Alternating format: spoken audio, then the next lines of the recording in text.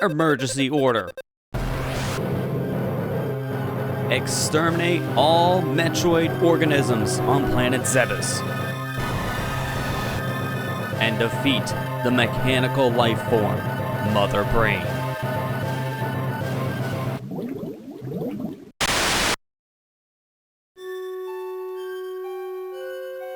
Hey there guys, I am SonicGhost, and welcome to Let's Play Metroid Zero Mission. Released in 2004 for the Game Boy Advance, Metroid Zero Mission is a remake of the very first Metroid game that was originally released on the Famicom Disk System in 1986 and on the Nintendo Entertainment System later on in 1987 here in North America. Metroid Zero Mission is a complete overhaul of the very first game, as the original Metroid, it definitely was a product of its time. It's a good game by today's standards and still holds up relatively well, but at the same time, there's a lot of things about the original Metroid that have aged pretty badly. Meanwhile, Metroid Zero Mission here on the Game Boy Advance, even though at this point, it is 20 years old at the time of me posting these videos here on YouTube, Metroid Zero Mission holds up really well with its core design. It adds new abilities from later Metroid games into the first game's experience here, and we also got ourselves completely overhauled areas of the original planet Zebis, as the original Metroid on the NES had a pretty bad copy and paste problem. A lot of the rooms in the original Metroid looked very similar to one another, and it was not the easiest game to figure out. Thankfully, Zero Mission has a natural map system, so we can actually tell where we're going because we can just pause the game and look at the map at any time, a luxury you do not have playing the original Metroid on the NES.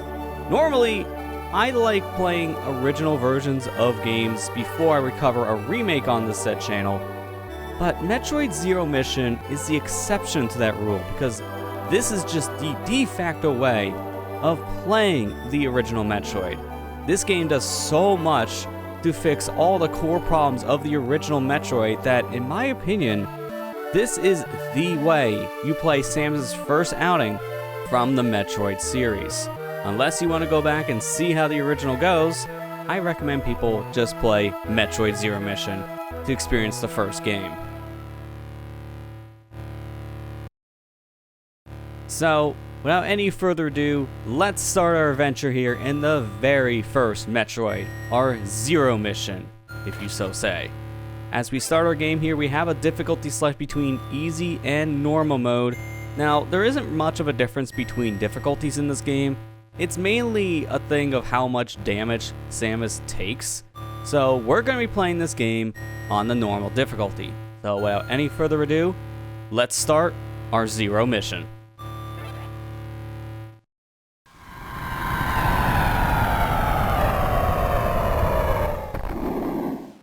Planet Zebis. I called this place home once in peaceful times, long before evil haunted the caverns below. Now, I shall finally tell the tale of my first battle here, my so-called Zero Mission. Samus Aran.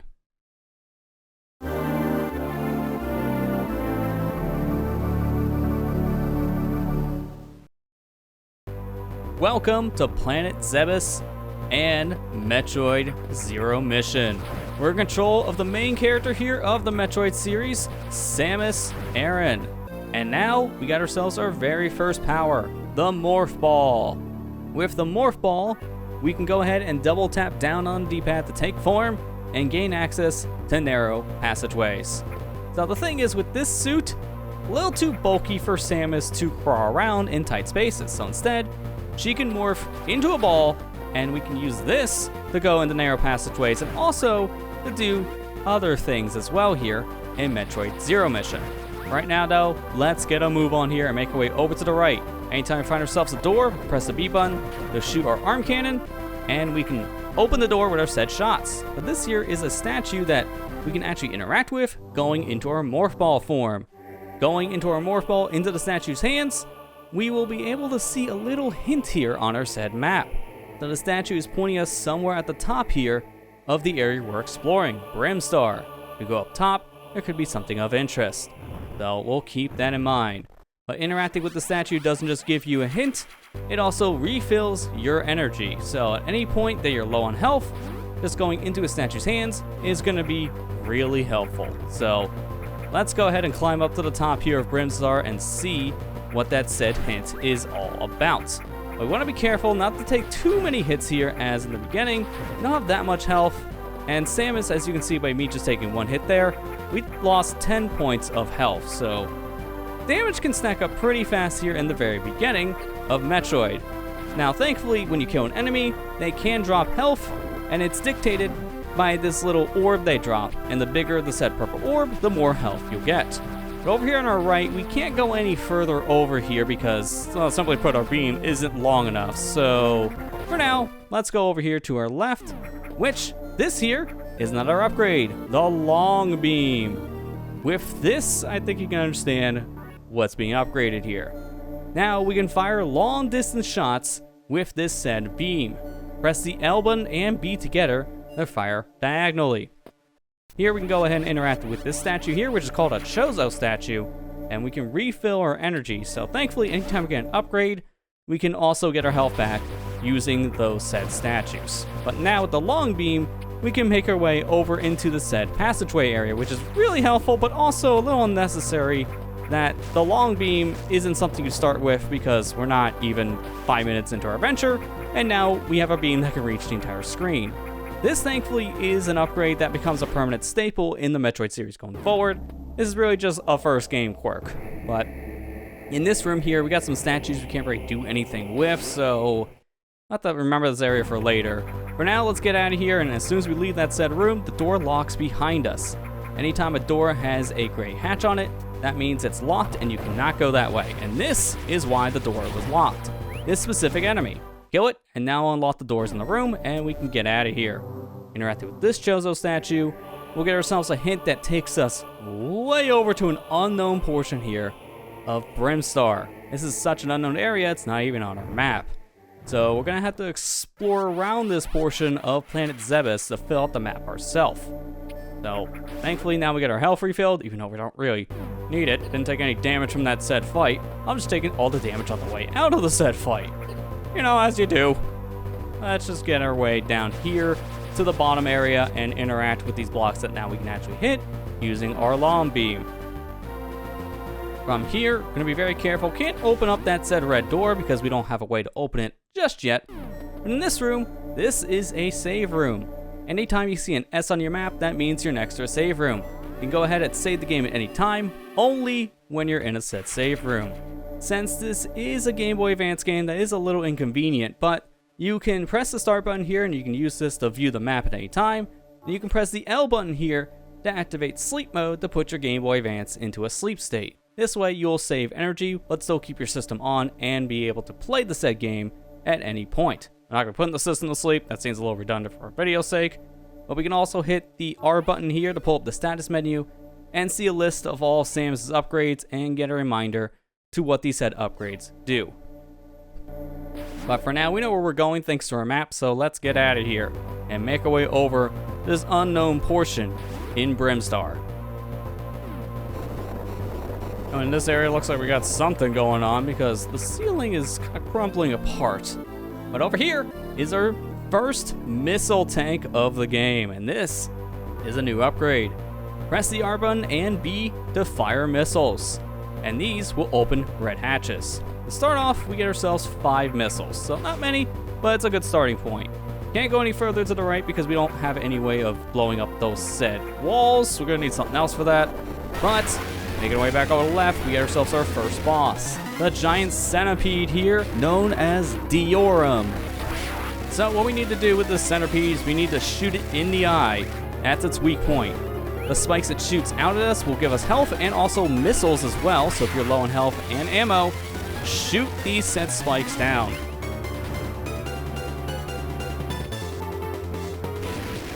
Oh, I see you're done playing around, huh?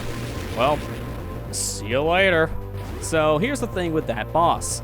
We have to defeat that eventually, but if you don't defeat it on the first go, it will leave until the next time you actually need to go through that said area for progression. So, while it seems like that said boss fight kind of just came and went, we'll be back as we have to defeat that guy no matter what. And we're not going to be all that far away from fighting him again.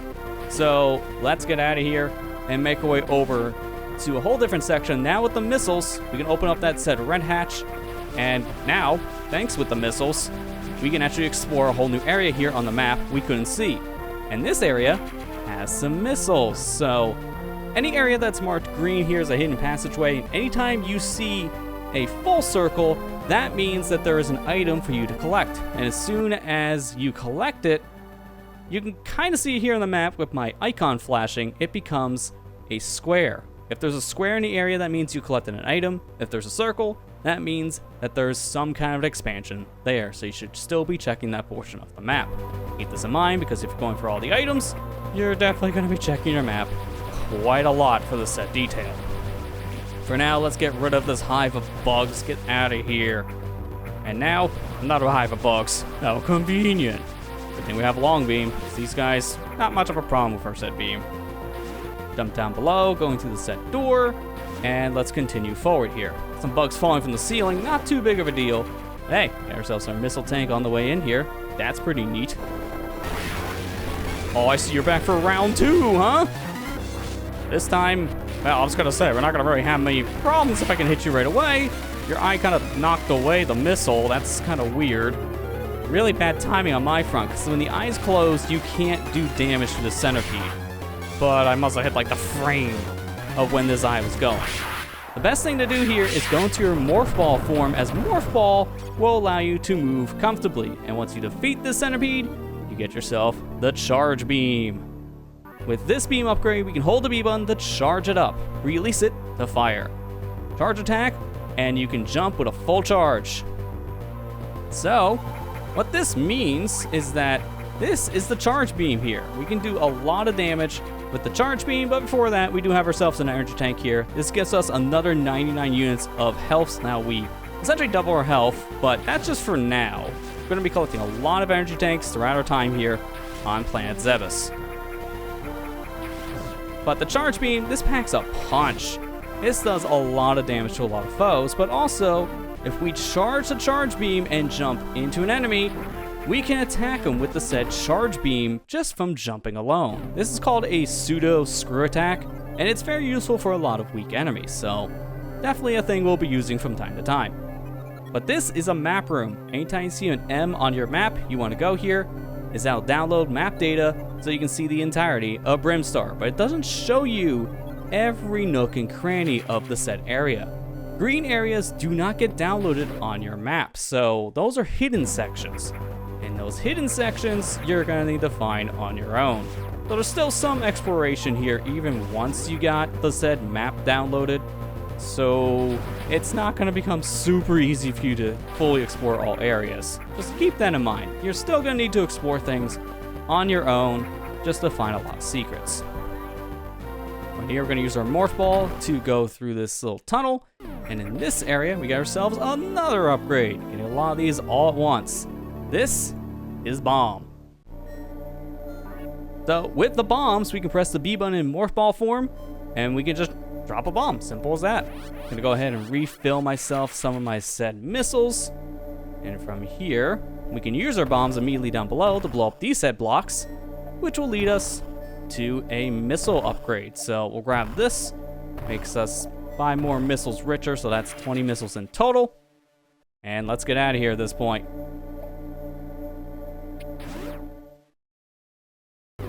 So, to get out of this room, we're gonna need to defeat some enemies. And now we can do this with our newly acquired bombs. We got ourselves a lot of little parasite creatures here.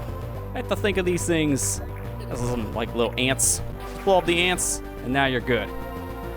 But we're done with this area, so let's get out of here.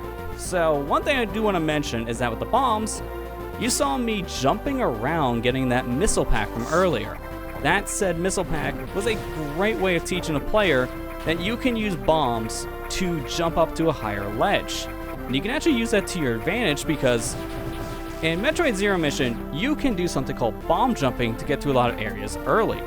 And with bomb jumps, well, you can just keep on bombing an area in a rhythm to gain as much altitude as you would need. So keeping this in mind, you can actually skip a lot of different sections and use bomb jumps to sequence break, which is very famous in said Metroid games. But this Chozo statue, it's telling us to go down below to a whole new area called Norfair, as there's something here that's worth our time and interest. So that is something we'll definitely want to remember. For now though, let's refill our set energy and our missiles and get out of here. Too many enemies, get out of here. Not even gonna bother killing them, there's just way too many things to kill. Use our set charge beam here as an extra little thing of damage, which is really helpful in a situation where we've got a lot of enemies we just flat out cannot hit. And now we're gonna have to want to backtrack a little bit here to go back to where we fought that centipede the first time and got our first missile pack. As now bombs, we can use those to actually go somewhere completely different. But I'm gonna take a detour here for some missiles, simply just because these missiles are on the way, so might as well. And as soon as we get the bombs, we can get these said missiles. So, might as well get ourselves some free missiles. Now, we can't actually jump back up here because the ledge is just a little too high, so we're just gonna wait for the blocks to come back, as those are destroyable blocks that do respawn after a short amount of time. And once they respawn, then we can climb out of that section. Very convenient. But now, let's go back down below here, where we got our missiles the first time, and go a little bit further in now that we have bombs. This is one thing you're going to be noticing a lot with Metroid Zero Mission. You'll go to an area, you can't do something that's that area, but once you come back with a later power, then you can do something there, whether it be for progression's sake or even just getting an optional upgrade. So, the nice thing about the Metroid series is that you can kind of do whatever you want and be rewarded with exploration.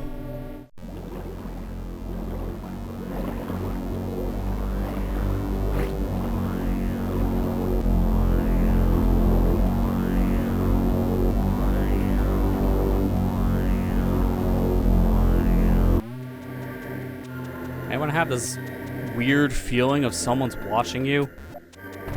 Or maybe it's just me. For now, let's head over to the said save room in our new area here, Norfair, and call it an episode. Next time on Let's Play Metroid Zero Mission, we'll explore Norfair and see if we can find ourselves that area that the Chozo statues were pointing us to go to. Thank you guys for watching. I hope you enjoyed, and I'll see you guys next time.